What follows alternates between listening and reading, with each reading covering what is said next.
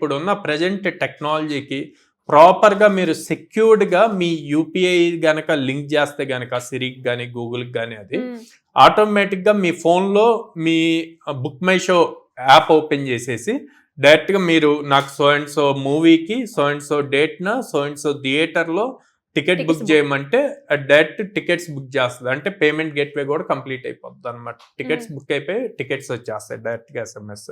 So ఈ లెవెల్లో technology అన్నది బిల్డ్ అవుతుంది.